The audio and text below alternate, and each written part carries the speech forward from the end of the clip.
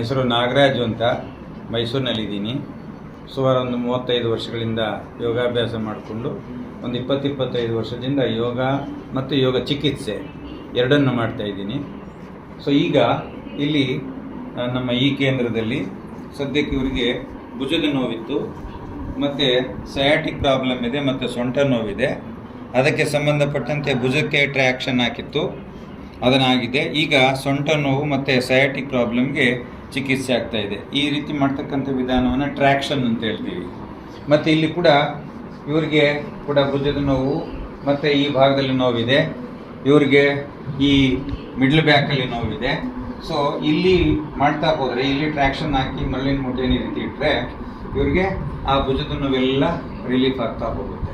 ಇವರಿಗೆ ಮಂಡಿ ನೋವಿದೆ, ಮಂಡಿ ನೋವು ಪಾದಗಳಲ್ಲಿ ಮತ್ತು ಹಸ್ತಗಳಲ್ಲಿ ಜೋಮ್ ಹಿಡಿಯೋದು ಇದೆಲ್ಲ ಆಗ್ತಾ ಇದೆ. ಸೊ ಈ ರೀತಿ ಮಾಡೋದ್ರಿಂದ ಇಲ್ಲಿ 2 ಬೆಲ್ಟ್ ಹಾಕಿದೆ, ಆ ಕಡೆ ಈ ಕಡೆ ಕಟ್ಟಿಗೆಯನ್ನು ಹಾಕಿ ಕಟ್ಟಿದೆ ನೋಡಿ ಈ ರೀತಿ.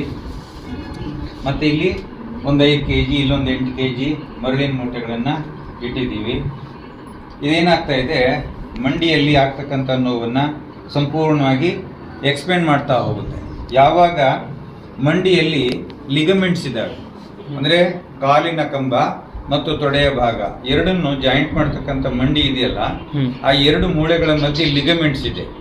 ಆ ಲಿಗಮೆಂಟ್ಸ್ಗೆ ನಮ್ಮ ತೊಡೆಯ ಮೂಳೆ ಉತ್ಪತ್ತಿ ಮಾಡ್ತಕ್ಕಂಥ ಸೈನೋಫ್ಲೂಯಿಡ್ ಅನ್ನೋ ಆಯಿಲ್ ಸಪ್ಲೈ ಆಗದೆ ಹೋದಾಗ ಈ ರೀತಿ ನೋವು ಕಾಣಿಸ್ಕೊಡುತ್ತೆ. ಸೊ ಈ ರೀತಿ ನಾವು ಮಾಡಿದಾಗ ಇಲ್ಲಿ ನೋಡಿ ಮಧ್ಯದಲ್ಲಿ ಮಂಡಿ ಇದೆ, ಹಿಂದೆನೂ ಮೂಟೆ ಇದೆ, ಮುಂದೆನೂ ಮೂಟೆ ಇದೆ, ಲೋಡ್ ಇಟ್ಟಿದ್ದೀವಿ. ಸೊ ಈಗೇನು ಮಾಡ್ತಾ ಇದೆ, ಎಳಿತಾ ಹೋಗ್ತದಲ್ಲ, ಯಾವಾಗ ಇಲ್ಲಿ ಪ್ರೆಷರ್ ಕೊಡ್ತಾ ಹೋಗುತ್ತೆ ಆವಾಗ ಲಿಗಮೆಂಟ್ಸ್ಗೆ ಎಳಿತಾ ಹೋಗುತ್ತೆ. ಯಾವಾಗ ಲಿಗಮೆಂಟ್ಸ್ ಎಕ್ಸ್ಪೆಂಡ್ ಆಗ್ತಾ ಹೋಗುತ್ತೆ ಆವಾಗ ಅಲ್ಲಿ ಬ್ಲಡ್ ಸರ್ಕ್ಯುಲೇಷನ್ ಚೆನ್ನಾಗಿ ಫ್ರೀಯಾಗಿ ಆಗುತ್ತೆ. ಯಾವಾಗ ಬ್ಲಡ್ ಸರ್ಕ್ಯುಲೇಷನ್ ಚೆನ್ನಾಗಾಗುತ್ತೆ ನೋವು ಹೀಲ್ ಆಗ್ತಾ ಹೋಗುತ್ತೆ. ಇದಕ್ಕೆ ಎಷ್ಟು ದಿನ ಟೈಮ್ ಬೇಕಾಗುತ್ತೆ? ಅವರು ನಿರಂತರ ಒಂದು 20-25 ದಿವಸ ಕಂಟಿನ್ಯೂ ಮಾಡಬೇಕು. 25 ದಿವಸ ಇದೇ ತರ ತೋರಿಸ್ಕೊಡ್ತಾ ಇದ್ದೀವಿ.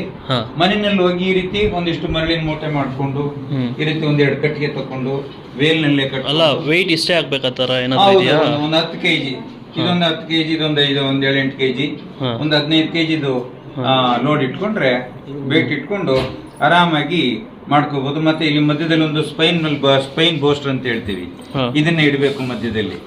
ಸೊ ಇಟ್ಟು, ಯಾಕೆಂದ್ರೆ ಈ 2 ಕಾಲುಗಳಿಗೂ ಒತ್ತಡ ಸಿಕ್ಕಬಾರ್ದು, ಈ ಚಿಪ್ಪುಗಳಿಗೆ ಒತ್ತಡ ಕೊಡಬಾರ್ದು. ಹಾಗೆ ಮಧ್ಯದಲ್ಲಿ ಬೋಸ್ಟರ್ ಅನ್ನ ಇಟ್ಟು ಅದರ ಮೇಲೆ ಬೆಲ್ಟ್ ಅನ್ನ ಹಾಕಿ ಕಟ್ಟಿ, ಅಂದ್ರೆ ಡೈರೆಕ್ಟ್ ಆಗಿ ಮಾಡೋಕ್ಕಿಂತ ಒಂದ್ಸಲ ಇಲ್ಲಿ ಬಂದ್ಬಿಟ್ಟು ಒಂದು ಟ್ರೈನ್ ತಗೊಂಡು ಆಮೇಲೆ ನೀವು ಮನೆ ಹತ್ರ ಮಾಡ್ಕೊಂಡು ಒಳ್ಳೇದು. ಈ ರೀತಿ ಪರ್ಫೆಕ್ಟ್ ಆಗಿ ಮಾಡ್ಕೊಳಕ್ ಆಗೋದಿಲ್ಲ. ಅದಕ್ಕೆ ಇಲ್ಲೊಂದ್ಸತಿ ನೋಡ್ಕೊಂಡು ಪ್ರಾಕ್ಟಿಕಲ್ ಆಗಿ ಮರಳಿನ ಮೂಟೆ ಎಷ್ಟು ಇಟ್ಕೋಬೇಕು, ಏನ್ ಮಾಡಬೇಕು, ಬೆಲ್ಟ್ ಎಲ್ಲಿ ಕಟ್ಕೋಬೇಕು, ಇದನ್ನೆಲ್ಲ ನೋಡ್ಕೊಂಡ್ರೆ ಆಗ ಅವ್ರ ಮನೆಯಲ್ಲಿ ಆರಾಮಾಗಿ ತಾವೇ ಸ್ವತಃ ಮಾಡ್ಕೋಬಹುದು. ಸರ್, ಈ ರೀತಿ ಎಲ್ಲ ಮಾಡ್ತಾ ಇದ್ದೀರಲ್ಲ ಮಹಾತಾರ್ ಫೌಂಡೇಶನಲ್ಲಿ, ಇದು ನೀವು ಎಷ್ಟು ಅಮೌಂಟ್ ಏನಾದರೂ ಇಸ್ಕೊಂತೀರಾ ಹೆಂಗೆ? ಸುಮಾರು ನಾನೊಂದು 25 ವರ್ಷಗಳಿಂದ ಯೋಗ ಚಿಕಿತ್ಸೆ ಮತ್ತು ಯೋಗ ತರಗತಿಯನ್ನು ಮಾಡ್ತಾ ಇದ್ದೀನಿ. ಇವತ್ತವರೆಗೂ ಯಾವ ಫೀಸ್ ತಗೊಂಡಿಲ್ಲ. ಅಂದ್ರೆ ಉಚಿತವಾಗಿ ಫ್ರೀ ಕೊಡ್ತಾ ಇದ್ದೀವಿ. ಹೌದು, ಇಲ್ಲಿ ಕೂಡ ಉಚಿತವಾಗಿ ಸೇವೆ ಮಾಡ್ತಾ ಇದ್ದೀನಿ. ಯಾಕಂದ್ರೆ ಅವರು ಉಚಿತವಾಗಿ ಮಾಡ್ತಾ ಇದ್ದಾರೆ, ನಾವು ಉಚಿತವಾಗಿ ಮಾಡ್ತಾ ಇದ್ದೀವಿ. ಅವ್ರು ಮಾಡ್ತಾ ಇರ್ತಕ್ಕಂಥ ಸೇವೆ ತನು ಮನ ಧನ ಎಲ್ಲವನ್ನ ಈ ಸಮಾಜಕ್ಕೋಸ್ಕರ ಅವರು ವಿನಿಯೋಗ ಮಾಡ್ತಾ ಇದ್ದಾರೆ. ಸೊ ಹಾಗಾಗಿ ನಾವು ಕೂಡ ಅವ್ರ ಜೊತೆಲಿ ಸೇರ್ಕೊಂಡು, ಅದೊಂದು ಮುಖ್ಯವಾಗಿನಿ, ಅವ್ರ ಜೊತೆಲಿ ನಾವು ಸೇರ್ಕೊಂಡು ನಮ್ಮ ತನು ಮನ ಧನವನ್ನು ಕೂಡ ಇಲ್ಲಿ ವಿನಿಯೋಗ ಮಾಡಿಕೊಂಡು ಸಮಾಜ ಸೇವೆ ಮಾಡ್ತಾ ಇದ್ದೀವಿ. ಯಾತಕ್ಕೆ ಅಂತ ಹೇಳಿದ್ರೆ, ಮನುಷ್ಯ ಹುಟ್ಟಿರೋದು ಕೇವಲ ತನ್ನನ್ನು ತಾನು ಉದ್ಧಾರ ಮಾಡ್ಕೊಳ್ಳೋದಕ್ಕಲ್ಲ, ತನ್ನನ್ನು ತಾನು ಬೆಳೆಯೋದಕ್ಕಲ್ಲ, ಮತ್ತೆ ತನಗಾಗಿಯೂ ಅಲ್ಲ.